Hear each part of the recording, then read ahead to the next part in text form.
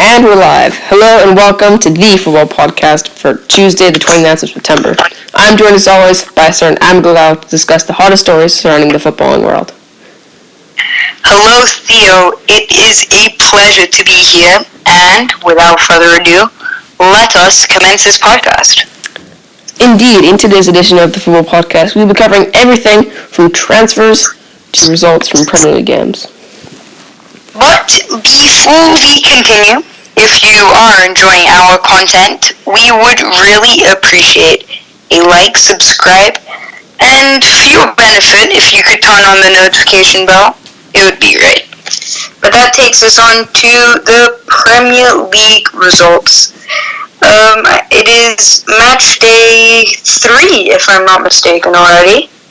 Am I right? Yeah, match day 3 has concluded, yeah. Yep, and before we mention the results, I think a quick little statistic is that 3 match days in and already 100 goals have been scored, which I don't know if that's due to defensive sloppiness or if it's due to attacking brilliance, maybe both, but just a quick fact for you to know. But that takes us away to Burnley suffering a home defeat against Southampton. Sheffield suffering a similar fate against Leeds United when not home. Tottenham managing to clinch a home point against Newcastle, with Manchester City being frankly dominated. Well, they in terms of possession, they dominated, obviously, but they lost 5-2 against clinical Leicester. Wolverhampton lost 4-0 against West Ham. Fulham lost 3-0 against very well-oiled and well-drilled Aston Villa. And finally, one of the bigger games of the weekend was on Monday, 3-1 to Liverpool at the Emirates, if I'm not mistaken. And that concludes the match days. What do you think of the results, Theo? Danny Ings, I think he's got his third goal in the Premier League. He definitely got 2 against Tottenham. Got 1 against Burnley, the only goal in that contest, the Yorkshire Derby, and that was a great finish. Probably the first ever Premier League goal to be scored with a nose from Patrick Bamford. Late goal, winning the Yorkshire Derby there. And it was a Sunday of surprises, really. Newcastle clinching a late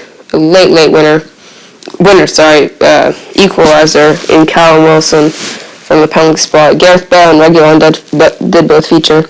Gareth Bale got injured though, slightly unfortunate, and he won't feature tonight against Chelsea in the Carabao Cup, which is in a few minutes actually. And so that finished 1-1. More surprises on Sunday. 5 goals for Leicester, 2 hat-tricks for them, hat-trick of penalties, and a hat-trick for Jimmy Vardy. 3 penalties for one team. Magnificent. And 3/4 of possession was claimed by Man City. Yet they can only muster 2 goals and Leicester 5.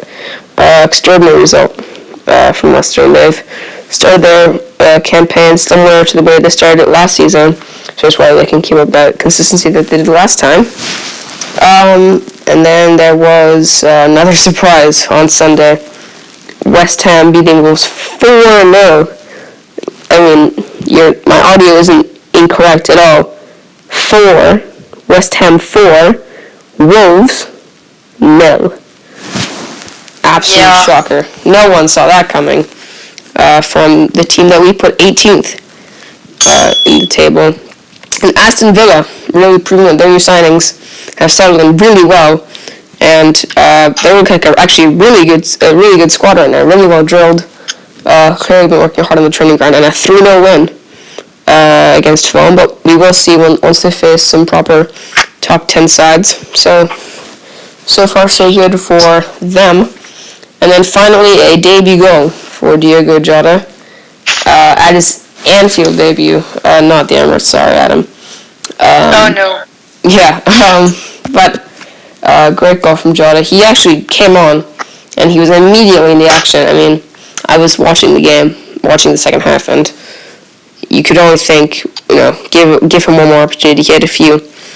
Squandered the first. Salah, a bit greedy on the second, took it away from him in the third. Dispatched beautifully. Nice little volley there.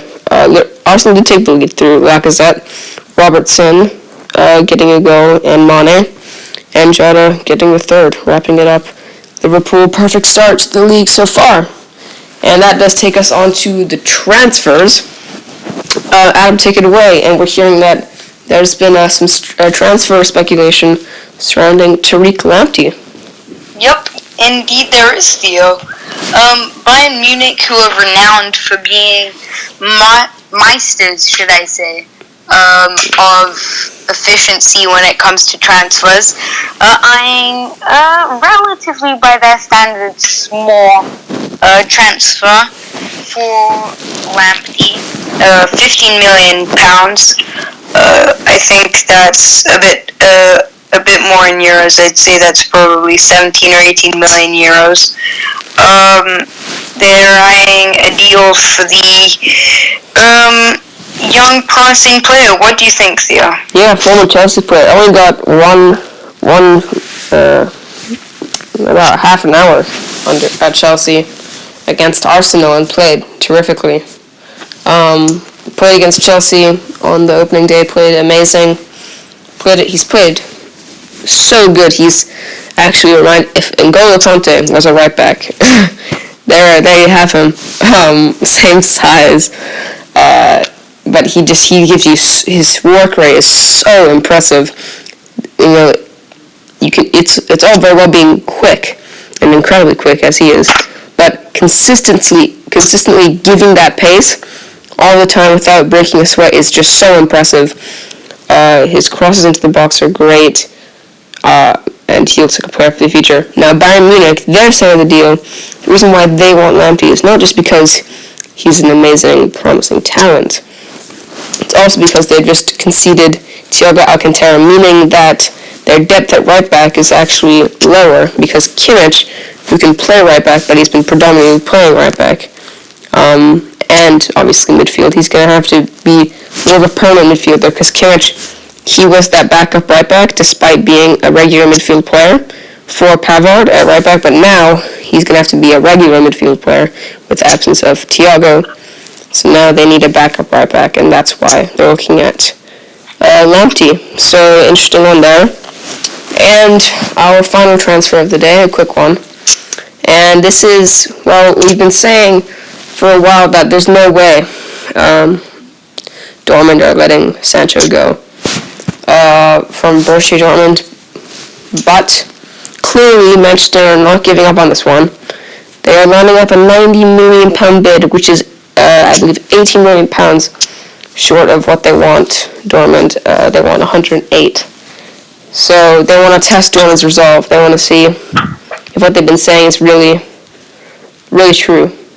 And we're going to see if they make an official bid. Will Dortmund give in? Will they ask for a bit more? We'll see. But whatever has to happen, it has to happen fast. The transfer window is ending in about 6 days, I think. October 5th, so they got to do it quickly. They've been quick with their transfer business, apart from Sancho. Adam, your thoughts? Well, I mean, this is really, frankly, a testament to Dortmund, how well they, or at least on the surface, in terms of financially, how well they're running the club. Many clubs in this situation that Dortmund, if they're being offered 90 million for any player, would gobble up the money willingly. I think for any player at this point, many clubs are in financial disarray. But for Dortmund to be so stubborn and say, no, we are not going to sell him, you're going to have to meet us, not us to meet you, is quite frankly quite impressive from their behalf. But then it should also be considered that why would Sancho want to leave to Manchester United? I know there have been many people drawing up plans saying, oh look, Sancho could play alongside Fernandes, Pogba, Martial, Rashford, Greenwood, just the list goes on and on. I just don't see how they would. I'm not questioning that Sancho would play. It's just how can you fit so much attacking promise into a side and still be balanced? I just don't think it's the right move for him. I think that currently he is linking up with Haaland gloriously at Borussia Dortmund, and that he should stay and establish himself further as one of the best, if not the best, wide midfielder in the game, and also propel Dortmund onto into the ranks of European glory. And that is our last transfer, which does conclude our podcast. Any last remarks, Theo? Yeah, just regarding that Man United move, I think, in my opinion, they should be looking at securing that 15 million penalty for McConnell, but that seems more unlikely. But yeah, that is the end of our podcast. Thank you for listening. Goodbye from Adam. Goodbye. Bye-bye, guys.